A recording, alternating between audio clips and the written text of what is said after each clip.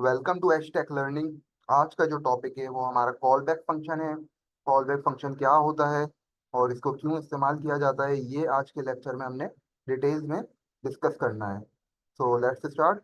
Call back function हमारे पास एक ऐसा फंक्शन होता है जिसके अंदर हम आर्गुमेंट पास करते हैं टू अनदर फंक्शन। जिस आर्गुमेंट के अंदर हम एक दूसरा फंक्शन पास कर रहे होते हैं।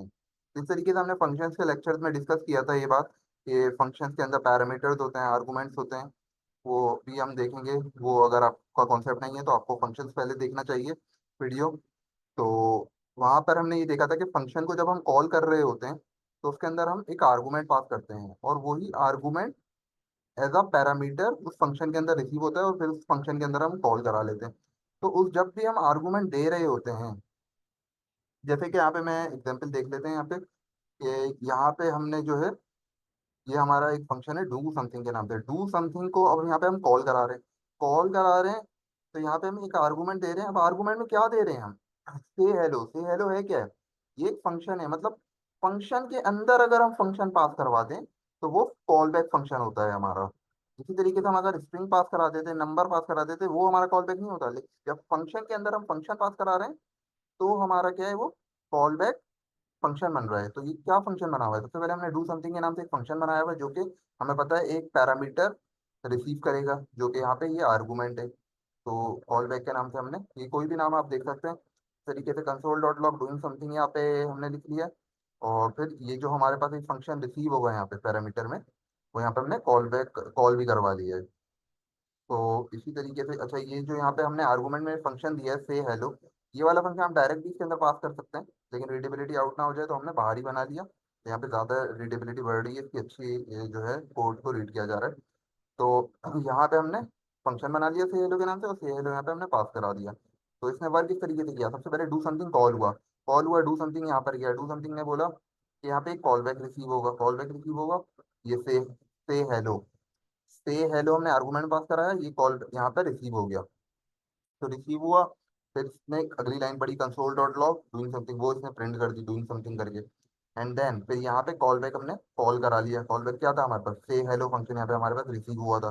से हेलो का क्या काम था? से हेलो का काम था हेलो कर देना, तो यहाँ पे इसने हेलो कर दिया। तो इसको हम डिटेल में वीएस कोड में समझेंगे।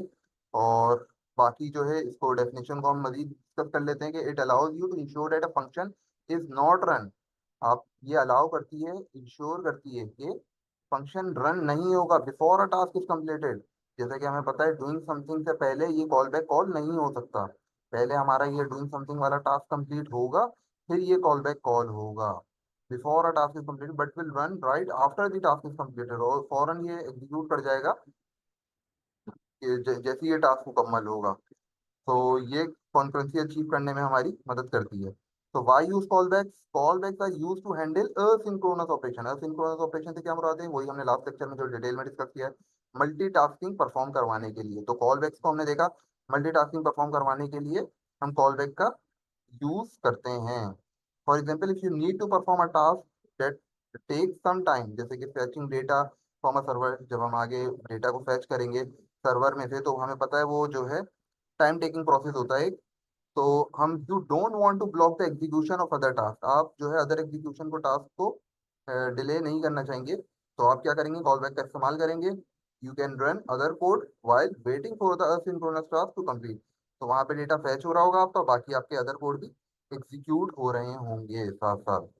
तो इसलिए कॉल बैक का इस्तेमाल किया जाता है असिंक्रोनस ऑपरेशन मल्टीटास्किंग परफॉर्म करने के लिए। अच्छा, वीएस कोड में हम आ चुके हैं। ये फाइल्स हमने बना ली हैं। और अब हम ये देख लेते हैं कि मेन डॉट टी एस में जो है कॉल बैक फंक्शन को हमने डिस्कस करना है। एक हम फंक्शन बना लेते हैं यहाँ पे। सिंपल सा हम फंक्शन बनाते हैं पहले हेलो नाम से। हेलो नाम से हमने फंक्शन बना लिया। इसी तरीके से यहाँ पे कंसोल डॉट लॉग हमने करा दिया हाय।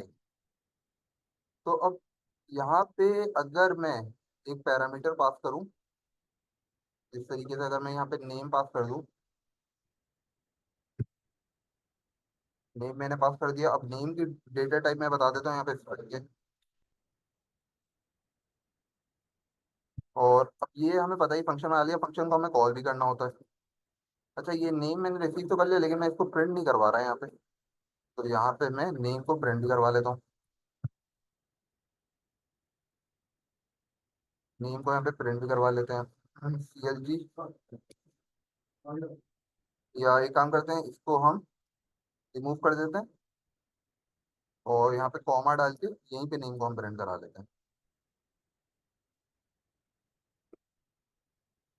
तो हाई नेम हो जाएगा यहाँ पे। और बाकी अब ये फंक्शन हमने बना लिया। फंक्शन बनाने के बाद क्या किया जाता है, फंक्शन को कॉल किया जाता है हेलो, ताकि वो एग्जीक्यूट हो सके। और कॉल करने के क्या तरीके कार है, इस तरीके से हम कॉल कर लेते हैं। अब ये क्या एरर दे रहा है, एरर दे रहा है कि एक आर्गूमेंट एक्सपेक्ट कर रहा है, क्योंकि हमने यहाँ पे पैरामीटर दिया हुआ है नेम नाम का। तो कह रहे हैं कि यहाँ पे आपको आर्गूमेंट देना ही होगा, जो आर्गूमेंट हम देंगे वो इस यहाँ पे पैरामीटर पैरामीटर रिसीव होगा, फिर वो यहाँ पे प्रिंट कर देगा। तो यहाँ पे हम आर्गूमेंट में स्ट्रिंग हमें देना है ना, क्योंकि हमने डेटा टाइप स्ट्रिंग रखी हुई है, तो आर्गूमेंट में हम दे देते हैं एच टैग नाम से। तो अब मैं इसको अगर कॉल कराऊंगा तो ये क्या एग्जीक्यूट होगा, इसको हम कमांड दे देते हैं,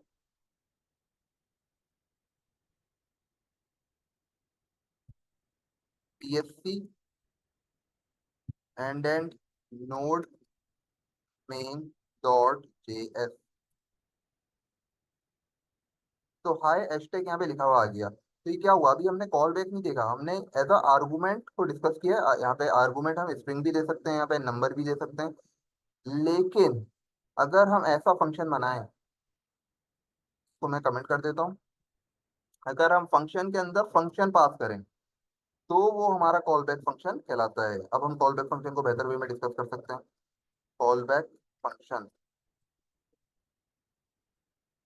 यहाँ पे मैं एक फंक्शन बना लेता हूँ पेरेंट फंक्शन के नाम से। पेरेंट फंक्शन, पेरेंट फंक्शन के नाम से इस तरीके से यहाँ पे हम जो है कर्ली ब्रैकेट में यूज कर लेते हैं, console dot log I am the parent function. Parent function I am the parent function, ये हमने एक फंक्शन बना लिया है। अब इस फंक्शन को कॉल भी कराना है हमने। तो पेरेंट फंक्शन को अगर हम कॉल कराएंगे, तो पेरेंट फंक्शन, अब इसके आर्गुमेंट में अगर मैं कोई फंक्शन पास कराना चाह रहा हूँ, तो मैं इसके अंदर भी एक फंक्शन लिख सकता हूँ, चाइल्ड फंक्शन। फंक्शन चाइल्ड फंक के नाम से हम बना लेते हैं।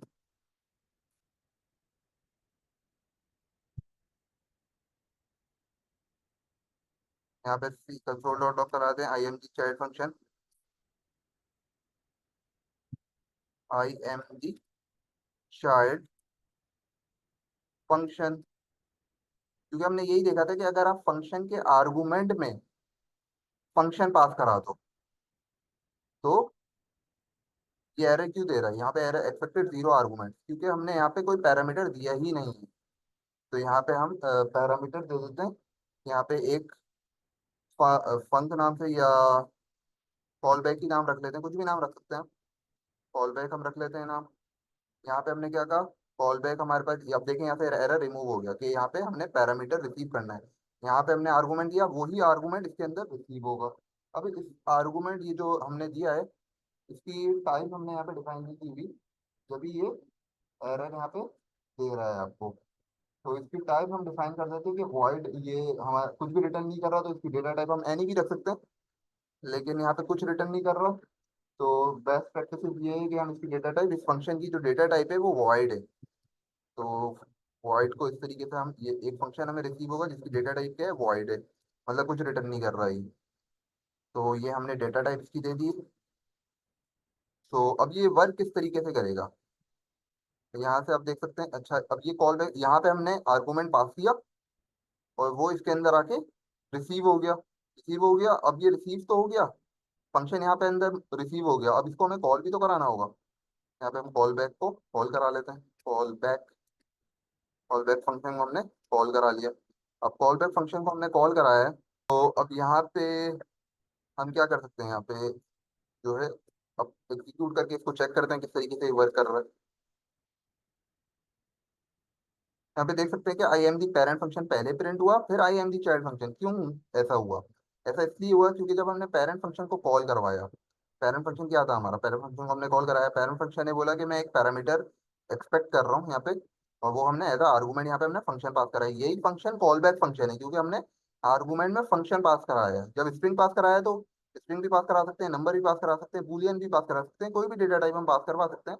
लेकिन जब हम फंक्शन के अंदर फंक्शन पास कराएंगे तो वो कॉल बैक फंक्शन कहलाता है। हमारा कॉल बैक फंक्शन यहाँ पे रिसीव होगा, वो कॉल बैक फंक्शन को हम यहाँ पे फिर कॉल भी करवा पा रहे हैं। तो ये जिस तरीके से ये यहाँ पे सबसे पहले ये इसको हमने कॉल कराया पेरेंट फंक्शन को, पेरेंट फंक्शन का क्या काम था, console dot log I am the parent function print हो गया। फिर इसने क्या कहा, ये जो फंक्शन इसके अंदर रिसीव हुआ चाइल्ड फंक्शन, चाइल्ड फंक्शन यहाँ रिसीव हुआ, यहाँ पे फिर चाइल्ड फंक्शन यहाँ पे आफ्टर दी कॉल हो गया। अच्छा, ये थोड़ी रीडेबिलिटी बढ़ाने के लिए हम ये काम करते हैं कि इस फंक्शन को अगर हम बाहर बना लें, इसको मैं अगर बाहर बना लें, ये कंट्रोल एक्स करें हम, और यहाँ पे हम इसको बाहर राइट कर देते हैं। तो बाहर राइट करके अब इसके अंदर मैं अगर चाइल्ड फंक्शन लिख दूं, तो बात एक ही है हमारी, इससे थोड़ी आपकी कोड की रीडेबिलिटी बढ़ जाती है कि आपने फंक्शन बाहर बना लिया और उसको यहाँ पे आर्गूमेंट में पास कर दिया। तो एक ही बात है, कोई डिफरेंस नहीं है इसमें। तो अगर हम एग्जीक्यूट करके देखेंगे तो ये सेम वर्क करेगा जिस तरीके से हमने डिस्कस किया। सो आज के लेक्चर में हमने कॉल बैक फंक्शन के बारे में डिस्कस किया कि कॉल बैक फंक्शन क्या होता है और इसको क्यों इस्तेमाल किया जाता है। So that's all from the today's lecture, hopefully we will meet in the next class. Thank you.